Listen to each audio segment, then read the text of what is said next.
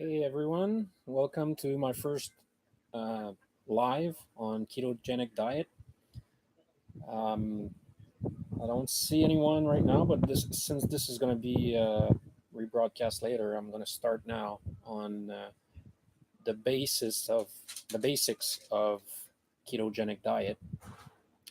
So, hi Martine.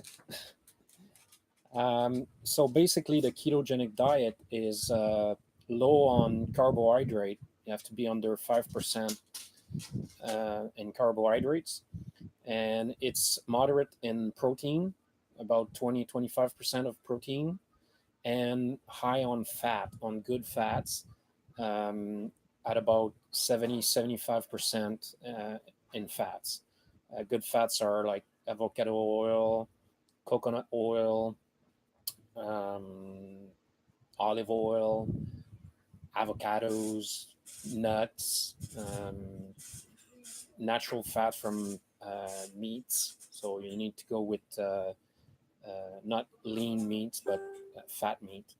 Um, Fat dairy product like heavy cream, cheeses, um, cottage cheese with fat.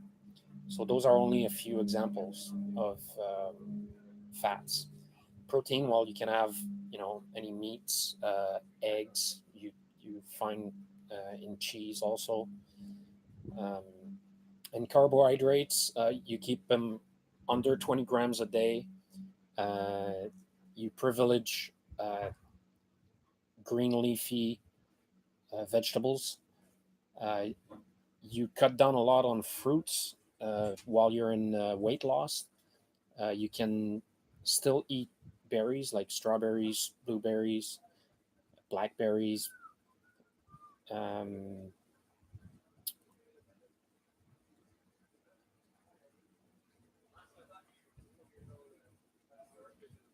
so you start by cutting on sugars, so all the sweets, um, processed foods like pasta, breads, um, potato starchy food like potato, carrots, which contain a lot of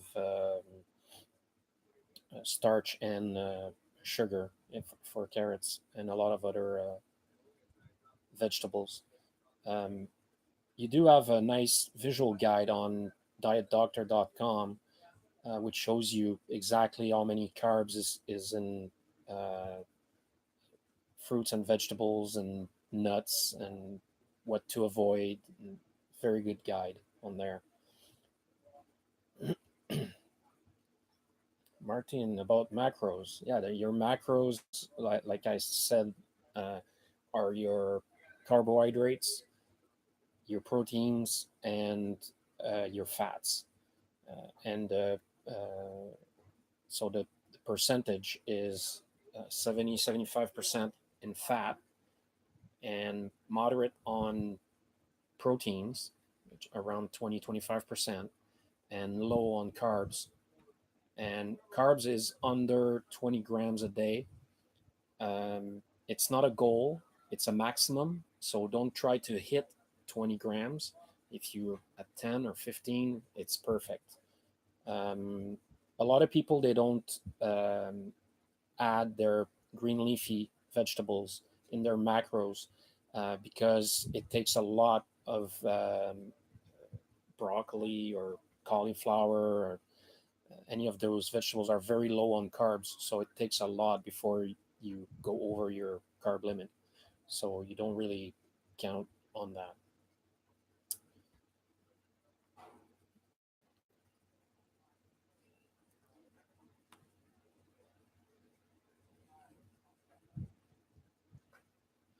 What I like to say about keto, it's that it's not a diet. It's not a temporary fix to lose weight. It's actually a way of eating for life. So the weight loss is a bonus, but the health benefits are tremendous.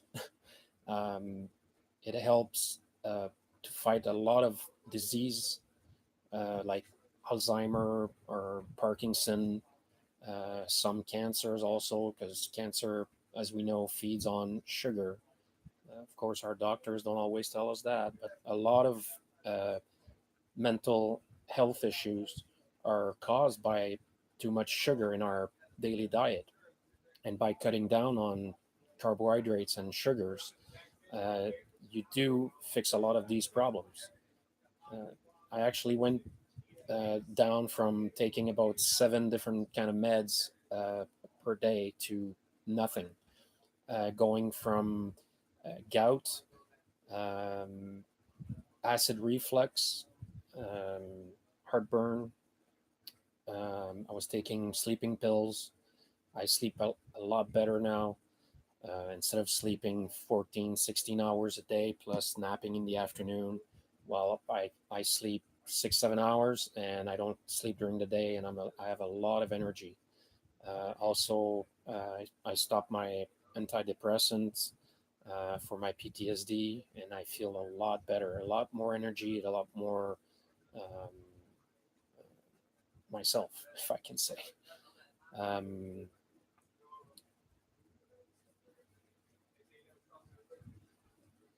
I got a question here.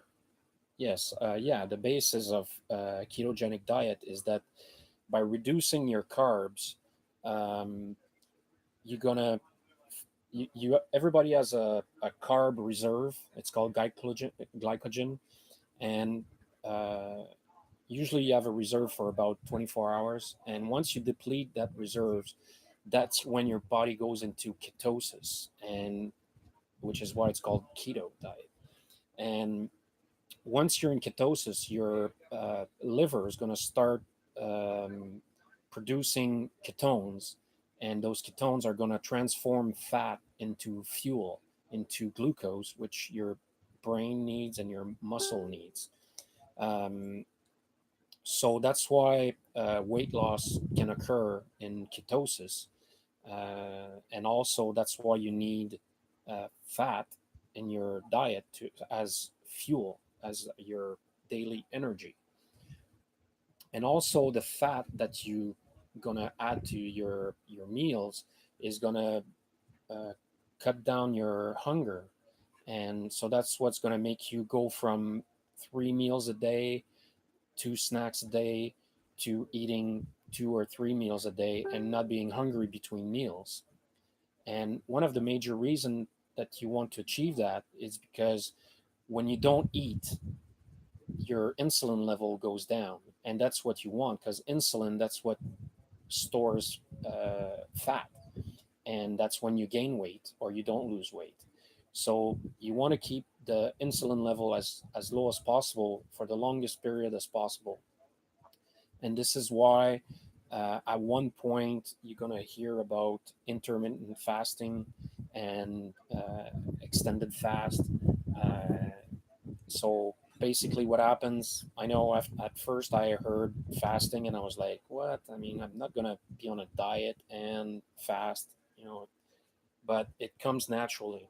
So what happens is you have dinner, let's say at 6 o'clock, and then you wake up at 7 o'clock and you're not hungry anymore, and you don't want to force yourself to feed yourself if you're not hungry. That's a big mistake that we make. We say, okay, at 7 o'clock I need to have breakfast, and at 12 I need to have lunch, and at 6 I need to. But if you're not hungry, why do you eat? Then you just force your body to produce insulin, and that's how people get sick.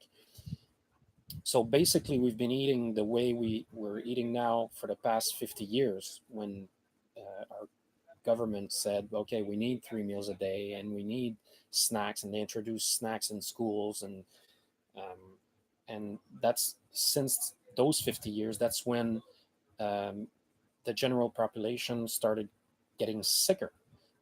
Diabetes type 2 went up, mental health issue went up, obesity went up like thousands of percent. And we never looked at food, at diet. All we looked at was lower calories and lower fat, and it never did anything for our health.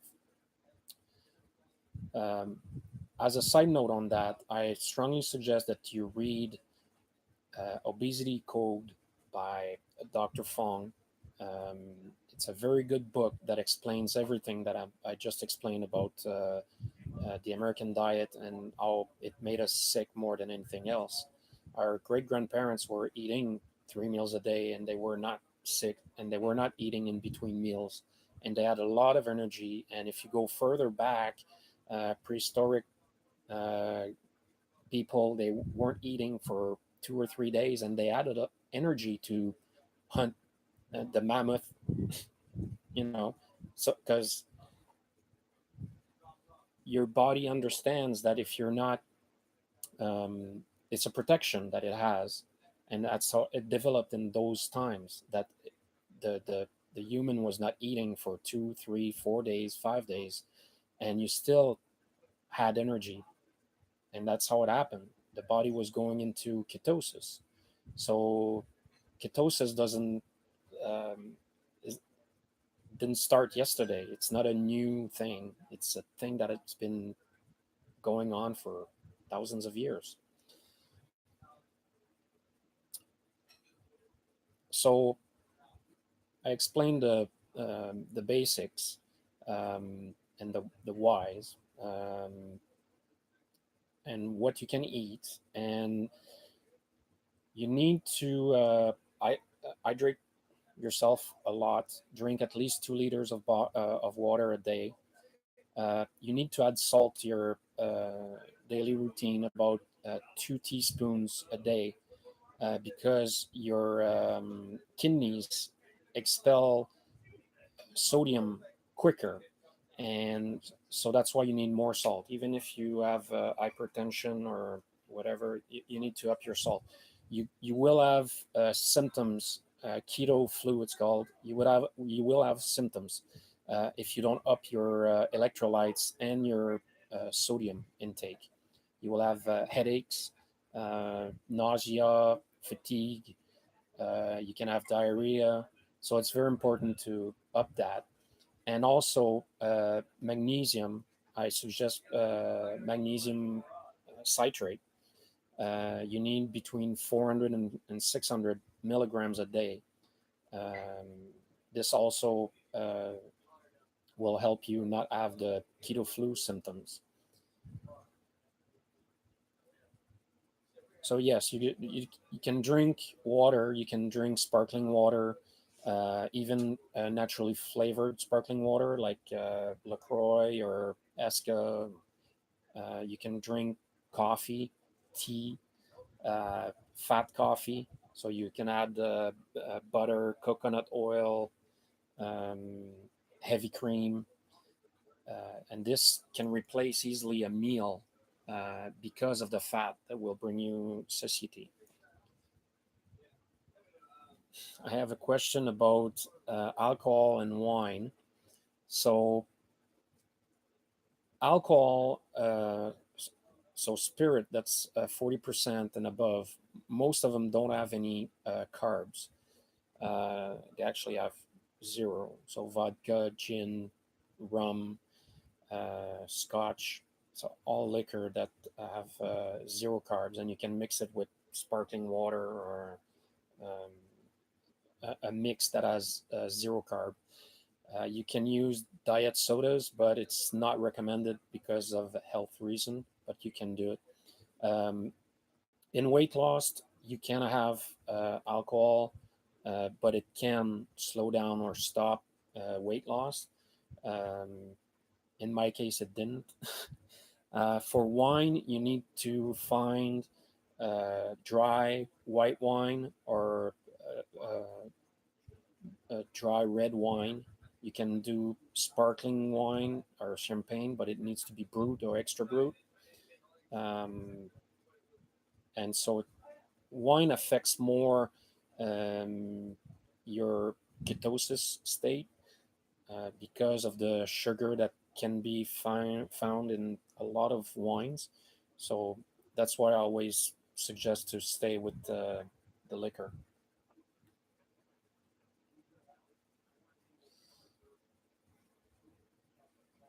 Hold on, I'm just checking my questions here. Okay.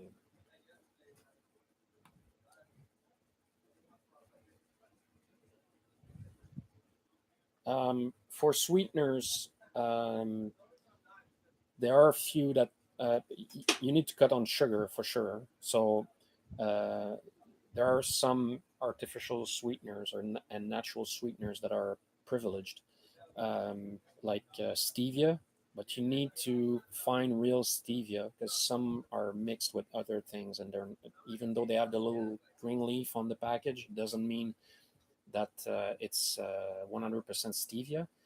Erythritol is also a good one. Monk fruit is a good one. In drinks, you can have sucralose or xylitol. Those are about the five sweeteners that I would recommend. Others, they have a high glycemic index and they can kick you out of ketosis very easily. I will do another live on intermittent fasting and extended fast, which is a nice add on to keto diet, not only for weight loss, but also for health benefit, for autophagy and curing diseases. So it's a nice combination to do the two.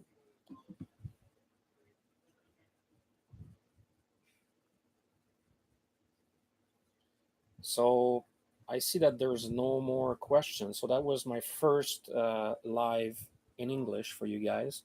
If you have more questions, you can put them in the comments, or you can add me on Facebook as Keto Dan, and I'll be more than happy to answer your questions and keep on keto.